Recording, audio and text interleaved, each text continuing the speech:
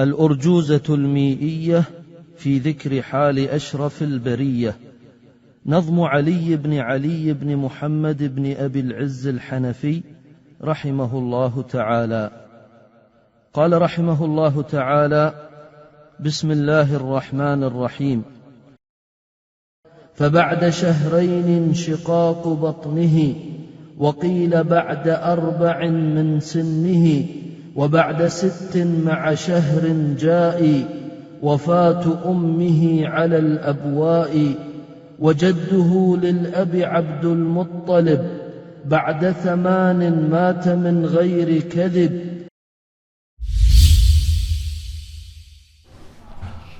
Assalamualaikum warahmatullahi wabarakatuh. Hamdan wa syukranillah, wassalatu wassalamu ala rasulillah, amma ba'd. Para ikhwah, para akhwat, para pendengar yang dirahmati Allah subhanahu wa ta'ala, kita akan melanjutkan bait yang ke-8 dan ke-9 terkait dengan kitab Al-Urjuzah Al-Mi'iyah fi Dzikri Hali Asyrafil Bariyah. Kita berusaha mengenal sosok Rasulullah SAW meskipun dalam ranah yang singkat, tetapi semoga niat kita betul-betul niat yang ikhlas karena Allah Subhanahu wa taala, sehingga nantinya kita akan dimudahkan oleh Allah dan diberikan langkah demi langkah untuk ittiba, mengikuti ajaran Rasulullah SAW. Allahumma amin. Bait yang ke-8 disebutkan فَبَعْدَ شَهْرَيْنِ إِنْشِقَاقُ بَطْنِهِ وَقِيلَ بَعْدَ 4 مِنْ سِنِّهِ. Jadi selepas 2 bulan berikutnya maka ada pembelahan dada. Batnun di sini bukan perut, tetapi maksudnya adalah dada. Tetapi sebagian ahli sejarah di antara ahli ilmi juga menyebutkan yang dimaksudkan bukan dalam usia 2 tahun lebih 2 bulan, tetapi pada usia 4 tahun. Wa ba'da 6 ma'a syahrin ja wafatu ummihi 'alil abwa. Wa ba'da 6 ma'a syahri ja, setelah 6 tahun 1 bulan usia Rasul, wafatu ummihi 'alal abwa, ibunya Nabi yaitu Aminah wafat di daerah yang bernama Abwa. Kemudian bait yang ke-10 sekalian, wajadduhu lil abi Abdul Muttalib ba'da 8 mata min ghairi kadzib, dan kakeknya dari sisi ayah yaitu bernama Abdul Muttalib wafat juga di usia Rasulullah SAW yang ke-8 tahun, tanpa ada khilaf di antara ahli sejarah ataupun para ulama-ulama yang lainnya. Artinya tidak ada pendustaan, sepakat seluruh ahli ilmu bahwa Nabi kita di usia 8 tahun betul-betul ditinggal mati oleh kakeknya yang bernama Abdul Muttalib.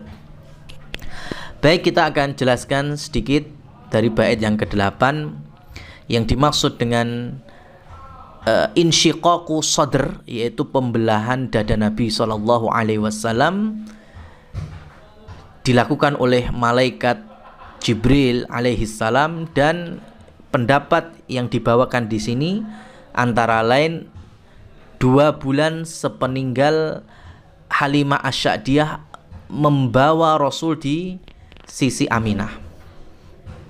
Kita tahu pada episode sebelumnya usia Rasul SAW 2 tahun dikembalikan ke pangkuan ibunya, dan 2 bulan berikutnya terjadi pembelahan dada. Tapi ada riwayat, dan kami pun lebih cenderung menguatkan yang riwayat usia beliau kurang lebih 4 tahun. Kita tidak akan mengerucutkan silang pendapat usia 2,2 tahun ataupun usia 4 tahun, tetapi yang jelas ini betul-betul real, waqi', dan termasuk nubuat, tanda-tanda kenabian, yaitu masalah pembelahan dada.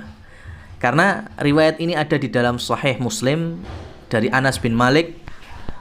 Rasulullah SAW bercerita tentang diri beliau bahwa atahu Jibril wa huwa yal'ab ma'a ghilman. Jibril datang di saat Rasulullah bermain bersama kawan-kawannya. Fa'akhadhahu, maka kemudian Jibril itu mengambilnya. Fashaqqa an qalbihi wastakhrajal qalba, kemudian dibelah itu dadanya dan dikeluarkan jantungnya. Fastakhraja minhu 'alaqah, maka segumpal daging itu dikeluarkan dan Jibril berkata, hadza hadzuz syaitan minka, ini bagian syaitan darimu, ini jatah syaitan. Syaitan menggoda ya dari sini. Tsumma ghazalahu, kemudian dicuci oleh malaikat Jibril dalam riwayat bima'i zamzam, ya, min dhahabin bima'i zamzam. Jadi ada dibersihkan dengan model cairan emas dulu, kemudian dikuceknya pakai itu, kemudian dibilasnya menggunakan air zam-zam, dan kemudian dikembalikan lagi. Dan kawan-kawannya melihat itu semuanya takut, bahkan mereka menyangka inna Muhammadan qad qutila, Muhammad telah dibunuh, Muhammad telah dibunuh. Nah, Anas bin Malik mendapatkan cerita ini. Beliau kemudian berkata, waqad kuntu ara athara dzalikal mikhyat fi sadrihi sallallahu alaihi wasallam, dan aku betul-betul melihat bekas dari jahitannya malaikat Jibril yang ada di dada Rasul. Artinya, dengan izin Allah, malaikat Jibril bisa saja membedah dada beliau, kemudian mengambil jatah syaitan, kemudian mengembalikan lagi tanpa ada bekas sama sekali. Bisa. Tapi inilah Allah ingin mengajarkan adanya sebab musabab, ya, sehingga biar para sahabat, salah satunya Anas bin Malik, melihat bahwa nubuat itu ada, dan sampai Rasulullah dewasa bahkan sampai meninggal pun bisa dilihat itu. Ya, kemudian juga kalau kita mengacu kepada Fathul Bari, Al-Imam Al-Hafidh Ibnu Hajar menyebutkan pembelahan dada itu nggak cukup sekali, tetapi sebanyak 3 kali. Yang pertama jelas sebagaimana yang kita sampaikan hari ini, yaitu di saat Rasulullah masih usia anak-anak, ya, seraya Jibril mengatakan hadza hadzuz syaitan minka, ini bagian syaitan. Kemudian yang berikutnya untuk memuliakan Rasul ketika diutus menjadi nabi, ya, ada riwayat yang dikuatkan oleh Al-Hafidh Ibnu Hajar, yaitu ketika Rasul diutus menjadi nabi, bukti kalau Allah memuliakannya, sehingga hati Rasul atau jantung Rasul itu betul-betul suci dan layak untuk menjadi utusan Allah. Dan kali yang terakhir, yaitu ketiga, di saat Rasulullah SAW akan mi'raj ke langit. Jadi mulai perjalanan dari Palestina, kemudian mau naik ke langit 1, 2 dan seterusnya, itu Jibril alaihissalam sempat melakukan pembedahan untuk ketiga kalinya. Supaya apa? Supaya menjadikan Muhammad SAW betul-betul layak untuk ketemu Allah, layak untuk naik ke Sidratul Muntaha. Karena memang kalau kita lihat tidak ada manusia yang pantas untuk sampai ke langit sebelum meninggal dunia. Maka dari sini nantinya ada silang pendapat, apakah betul Rasulullah SAW berjumpa dengan Allah itu melihat Allah atau hanya cahayanya saja, nuruhunya saja. Dan ini betul-betul termasuk silang pendapat yang kuat di antara Aisyah istri Rasul dan juga Abdullah ibnu Umar dan juga Abdullah ibnu Abbas radhiyallahu anhum ajma'in. Tetapi kita selaku ahli sunnah wal jamaah punya keyakinan bahwa beliau di Isra dan Mi'rajkan oleh Allah Subhanahu wa taala betul-betul jasadian wa ruhiyan, jasad dan ruh.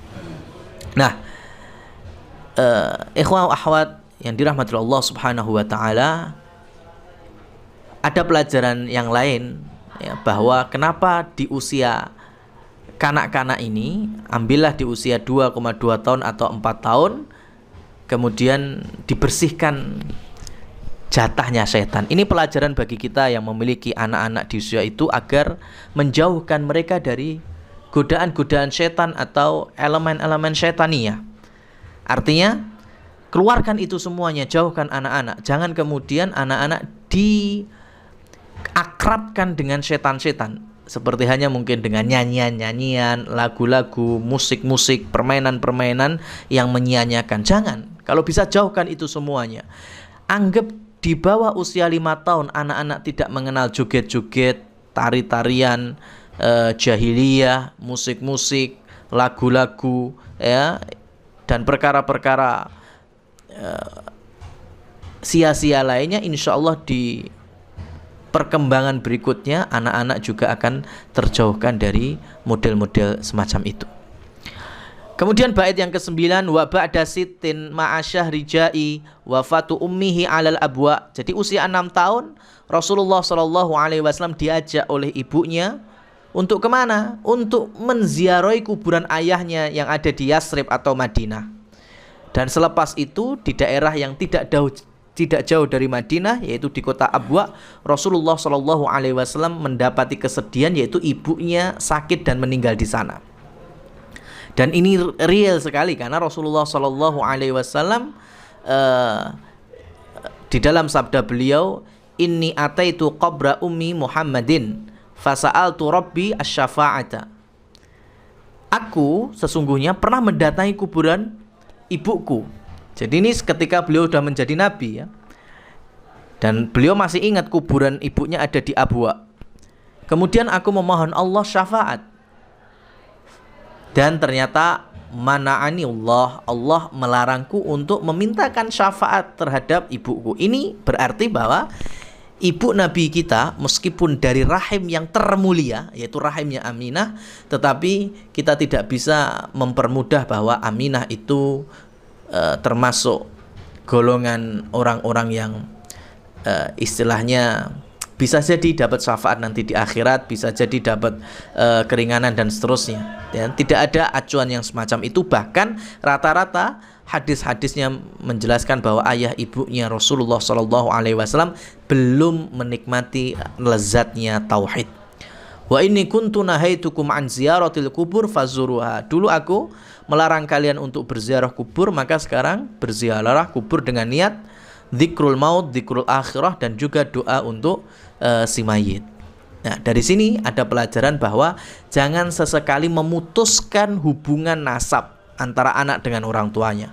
Kalau ada orang tua yang sudah meninggal, anak yatim ataupun anak ditinggal wafat oleh ibunya, maka kewajiban ahli waris, kewajiban saudara-saudaranya atau wali-walinya untuk mengenalkan ini adalah ibumu, ini adalah ayahku, meskipun dalam wujud kuburan. Karena Rasulullah saat itu masih usianya betul-betul di bawah 6 tahun kurang lebihnya, dibawa oleh ibunya, dikenalkan 450 km dari Mekah menuju Madinah hanya untuk dikenalkan, ini loh, kamu itu punya ayah bernama Abdullah dan wafat sebelum kamu lahir, dan ini kuburannya. Maka begitu mirisnya kita melihat anak-anak yang dijauhkan dari orang tuanya yang sudah meninggal, kemudian diadopsi, kemudian disandarkan nasabnya dengan orang-orang yang lain. Kemudian yang terakhir, wajadduhu lil abi Abdul Muttalib. Adapun dari sisi ayahnya memiliki kakek bernama Abdul Muttalib, ba'da thamanin mata min ghairi kadzib, selepas 8 tahun dari usia Rasulullah juga tidak ada silang pendapat, meninggal dunia. Artinya setelah 6 tahun diasuh oleh ibunya, kemudian masuk ke pangkuan asuhan kakeknya, 2 tahun berikutnya Rasulullah ditinggal mati oleh kakeknya tersebut. Kakek yang begitu menyayanginya, bahkan yang memberikan nama Muhammad adalah kakeknya itu. Demikian, semoga bermanfaat. Subhanakallahumma wabihamdika, asyhadu an la ilaha illa anta astaghfiruka wa atubu ilaik. Wassalamualaikum warahmatullahi wabarakatuh.